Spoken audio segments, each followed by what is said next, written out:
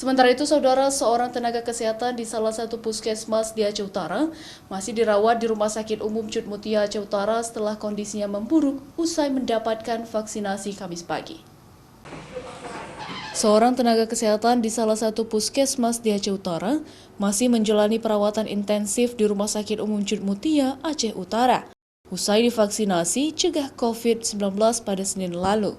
Pada Senin malam lalu, 5 orang tenaga kesehatan dirujuk ke Rumah Sakit Umum Cut Mutia Aceh Utara untuk mendapatkan perawatan karena tumbang setelah divaksinasi. Kelima tenaga kesehatan ini berasal dari Puskesmas Syam Talira Arun, Puskesmas Syam Talira Bayu, Puskesmas Merah Mulia, Puskesmas Muara Batu, dan satu lagi dari Gerdung Paseh.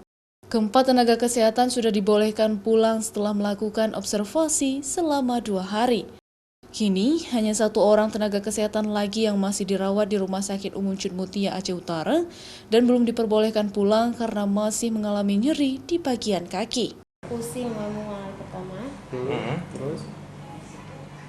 Udah pegal-pegal di sendi. Ya. Udah 3 hari ya? 3 hari. Kata dokter kenapa ini? Cuma hasil lab. Sama? Periksa lab. Periksa lab. Gimana hasilnya? Belum. Oh, belum ada hasilnya? Sudah ditangani oleh dokter spesialis, baik spesialis saraf dan dalam, ternyata mereka nggak ada masalah. Itu pada hari ini udah pulang, 4 orang udah pulang, tinggal 1 orang lagi masih dirawat.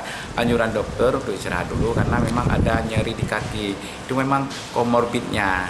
Jadi semua dengan yang masuk itu nggak ada masalah lagi, semua alhamdulillah udah sehat, udah pulang. Sementara itu, hingga kini Rumah Sakit Umum Cut Mutia Aceh Utara telah mengeluarkan vaksinasi sebanyak 930 tenaga medis.